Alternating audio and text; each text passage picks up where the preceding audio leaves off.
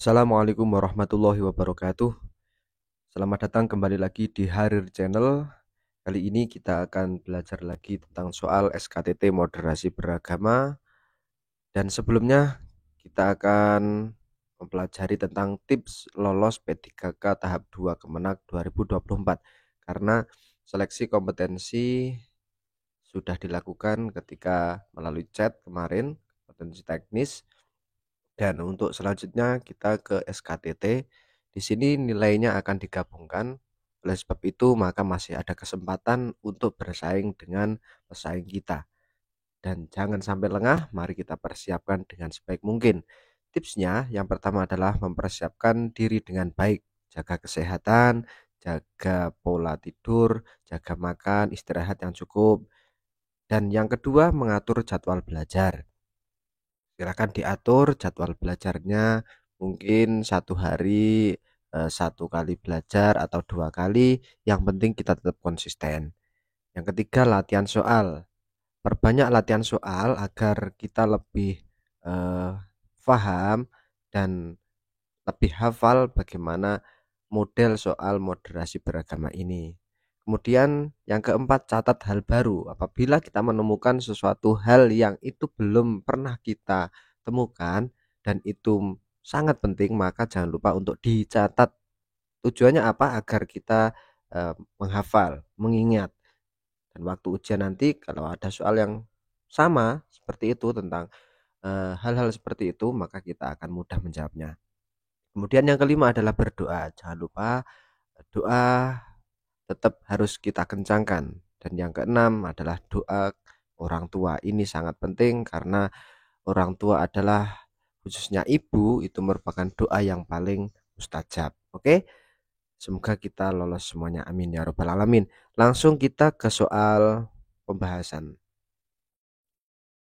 Soal yang pertama ini terkait dengan soal yang kemarin yang belum ada jawabannya dan kita bahas di sini. Mengikuti ritual pokok ibadah agama lain karena alasan tenggang rasa merupakan sikap. A. Toleransi, B. Intoleransi, C. Etnosentrisme, D. Ekstrim. Jadi mengikuti ritual pokok ibadah agama lain. Ini mengikuti ritual pokok ibadah agama lain. Jadi yang dapat digarisbawahi ini ada seseorang ikut dalam ibadah pokok. Seperti halnya dalam beribadah, itu orang yang beragama lain mengikutinya. Karena alasan apa? Alasan tenggang rasa. Maka hal ini merupakan sikap apa? Apakah toleransi? Apakah intoleransi, etnosentrisme, atau ekstrim? Maka jawaban yang benar adalah D. Ekstrim. Kenapa ekstrim? Karena kalau sikap toleransi itu diperbolehkan selama kita tidak berlebihan dalam sesuatu yang tidak sesuai dengan ajaran agama kita. Artinya kita boleh toleransi dengan batas selama itu tidak melanggar dengan ajaran-ajaran agama kita. Ya boleh kita toleransi, tapi tidak harus kita itu mengikuti ritual pokok ibadah agama lain. Apabila berlebihan, maka akan timbul sikap ekstrim. Sudah paham ya? Maka jawabannya adalah ekstrim. Oke, lanjut ke soal selanjutnya. Kecenderungan untuk menetapkan semua norma dan nilai budaya orang lain dengan standar budayanya sendiri, maka disebut A. Stereotip, B. Intoleransi, C. Etnosentrisme, D. Rasisme. Jadi cenderung menetapkan semua norma dan nilai budaya orang lain dengan standar budayanya sendiri. Itu dinamakan apa? Jawabannya yang tepat adalah C. Etnosentrisme. Di etnosentrisme itu apa? Di mengukur atau menetapkan norma dan nilai budaya orang lain itu harus sama dengan standar budayanya sendiri. Itu namanya etnosentrisme. Ya. Oke, soal selanjutnya. Dalam merumuskan konsep negara, para pendiri bangsa selalu mementingkan kepentingan bersama daripada kepentingan pribadi dan tidak egois. Hal tersebut merupakan contoh penerapan A. Komitmen kebangsaan, B. Toleransi, C. Anti kekerasan, D. Penerimaan terhadap tradisi lokal. Jadi para pendahulu kita, para pejuang-pejuang kita itu ketika merumuskan dasar negara, merumuskan bagaimana negara ini, maka beliau-beliau ini tidak pernah mementingkan kepentingan pribadinya dan lebih mementingkan kepentingan bersama, tidak egois dalam hal suku, budaya, ras maupun agama. Dengan tujuan apa? Karena beliau-beliau ini bertujuan untuk menjaga persatuan dan kesatuan. Maka jawaban yang tepat adalah A, komitmen kebangsaan. Penjelasannya, komitmen kebangsaan salah satu cirinya adalah lebih mementingkan kepentingan bersama daripada kepentingan pribadi demi menjaga persatuan dan kesatuan negara, meskipun berbeda dalam hal agama, suku, dan budaya. Oke, kita lanjut ke soal berikutnya. Pemahaman dan pengamalan keagamaan bisa dinilai berlebihan jika ia melanggar 3 hal, kecuali ini penting.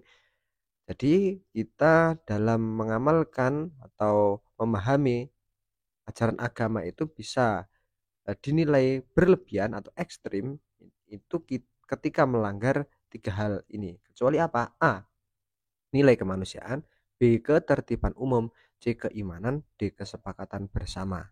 Apa? Bapak Ibu? Jawaban yang tepat adalah C, keimanan. 3 hal tadi apa yang tidak boleh dilanggar? Yang pertama adalah nilai kemanusiaan, karena agama itu sangat menghormati kemanusiaan. 2, ketertiban umum. Apabila agama melanggar ketertiban umum, maka itu sudah ekstrim. Yang ketiga adalah kesepakatan bersama. Agama tidak boleh melanggar kesepakatan bersama. Jadi itu 3 hal yang harus kita hafal.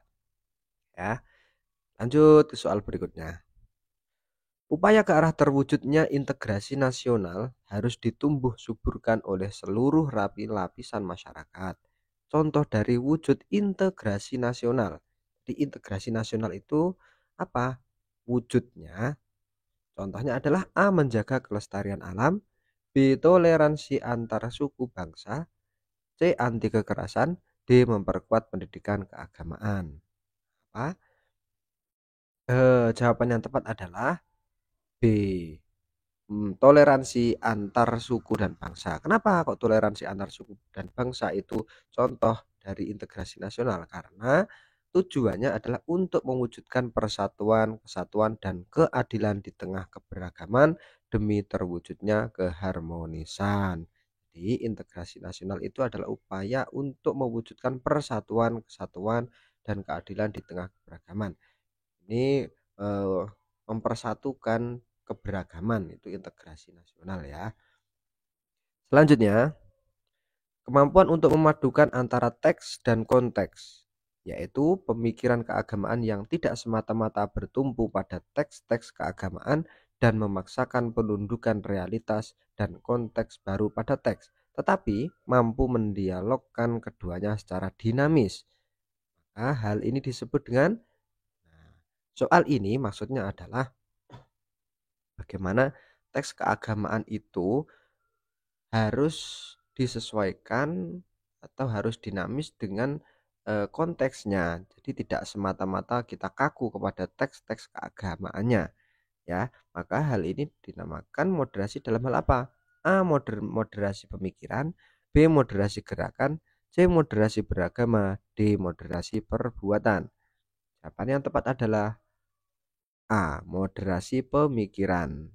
Jadi, moderasi sering dijabarkan melalui 3 pilar. Ini ya.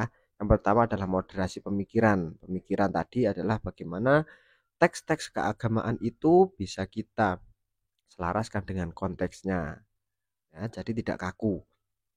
Untuk yang kedua, moderasi gerakan. Apa itu?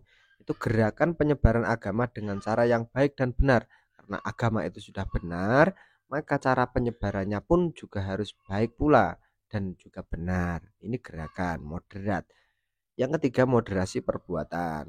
Maksudnya adalah relasi antar agama dan budaya masyarakat setempat. Jadi perbuatan antar agama, bagaimana relasinya dengan budaya ini harus seimbang. Kita harus mengakomodasi, menghargai gitu ya. Oke, paham ya Bapak Ibu? Kita lanjut ke soal selanjutnya. Media sosial dapat menjadi alat yang efektif untuk menyebarkan nilai-nilai toleransi dan kerukunan. Namun, juga dapat menjadi sarang radikalisme. Hal yang dapat dilakukan untuk mengatasi tantangan tersebut adalah media sosial ini, moderasi di dalam media sosial. Jadi, juga merupakan alat untuk menyebarkan nilai toleransi dan kerukunan yang sangat canggih, yang sangat efektif. Namun, juga tantangannya sangat berat. Maka untuk mengatasinya adalah A. Memblokir konten yang berbau radikal. B. Terlibat aktif menyebarkan nilai toleransi melalui media digital. C. Tidak menghiraukannya. D. Melaporkan kepada pihak berwenang. Apa jawabannya?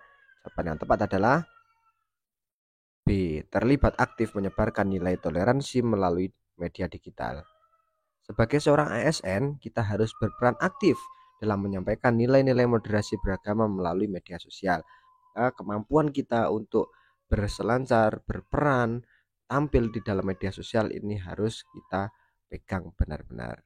Untuk selanjutnya, mengikuti upacara bendera dengan khidmat, mengikuti kegiatan yang mendukung program pemerintah, menyumbangkan waktu dan tenaga untuk kemajuan negara, serta rela berkorban demi kepentingan negara merupakan contoh dari ini apa ini? Contoh dari apa? A. Cinta tanah air. B. Patriotisme. C. Nasionalisme. D. Bela negara. Nah, Bapak Ibu, apabila jawabannya sudah ketemu, silahkan ditulis di kolom komentar. Terima kasih. Apabila channel ini bermanfaat, silahkan di subscribe, di share, dan di like. Semoga kita tetap mendapatkan berkah barokah dan ilmu yang bermanfaat. Amin ya rabbal alamin. Cukup sekian. Sampai jumpa di video selanjutnya. Assalamualaikum warahmatullahi wabarakatuh.